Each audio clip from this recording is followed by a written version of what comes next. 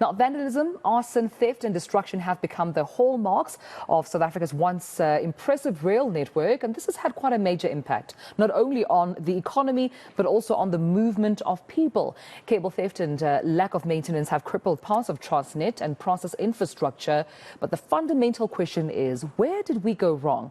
And to help us answer this question, as well as many other, acting chairperson of the Parliament Portfolio Committee on Transport, Mr. Lisa Mangcu, joins me this morning to have this conversation. Thank you so much, Mr. Mangcu, for your time, and good morning to you.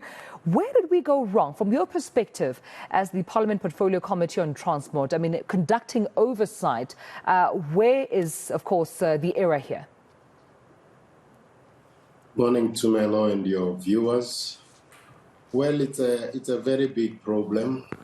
Firstly, I think it's a structural alignment problem. What do I mean by that? As a portfolio committee on transport, our main responsibility is passenger rail transport, in other words, PRASA.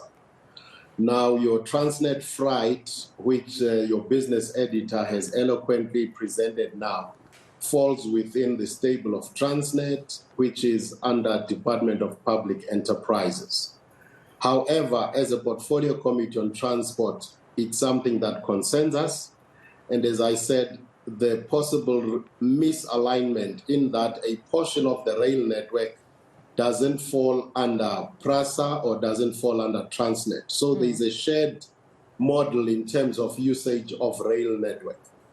So that then spreads your resources. For instance, if you are talking about security, you are unable to utilize your PRASA security to secure a Transnet network which might be in the same area, and vice versa. So the second issue is obviously the issue of crime, as you have said, the stealing of cables, and actually the actual rail lines themselves. That has seen a major issue there, especially in the last 2 years. So structural alignment, we believe really something that could go a long way in addressing this. So you'll have a one point of call where one entity is held responsible for any rail-related matters in the country. With that being said, to what extent, I mean, you've mentioned theft and crime, obviously looting that we've also seen of cables in different rail networks. And I know that even COVID-19 exacerbated, that crime and criminal activity, thus making our networks very vulnerable to criminals. But to what extent has also corruption contributed to where our railway networks are currently, in your opinion? We don't have the hard facts, but if you look a cursory overview at what the Zondo Commission said, especially when it relates to PRASA, there is a lot that really is pointing towards corruption and the hollowing of the entity in terms of the right skills, the right people, and the actual decisions being taken to procure one service or the other. So yes, one cannot put a percentage as to what percentage that would relate to, but certainly one can never run away. Corruption has played a major role in what we find ourselves in today. Mr. Mangcu, as the committee that's responsible for conducting oversight, particularly on transport, which a lot of South Africans, millions of South Africans in this instance, do depend on trains and depend on this mode of transportation, what are you doing, and I suppose doing even differently, to ensure that these railway networks and this system does actually function and it works and it is sustainable? Well, the role of oversight in the first place is at times at the end, at times where something has already happened.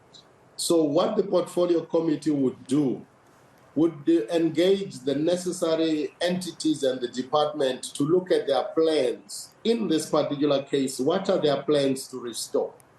For example, on the 22nd of this month, the Portfolio Committee has called the PRASA board and its leadership to come and explain to us. This was triggered by the coaches that we saw in the media last week, which were intended to be for your long line rain, the well-known Shosholoza May. So our role is to call them and ask, what are the answers? We follow the money, we follow the plans, and make sure that we are there, announced and unannounced, to seek answers on behalf of the public of South Africa. So our main role in this case would be to find out what are the plans to move people. What is the security of people to move here? Is the money being spent where it's supposed to be spent? In the case of the coaches, we were told last week, for instance, were arrested. What are the circumstances surrounding that? But most importantly, we have a rail network that was hollowed in the last 2 years. What are the plans to restore that network?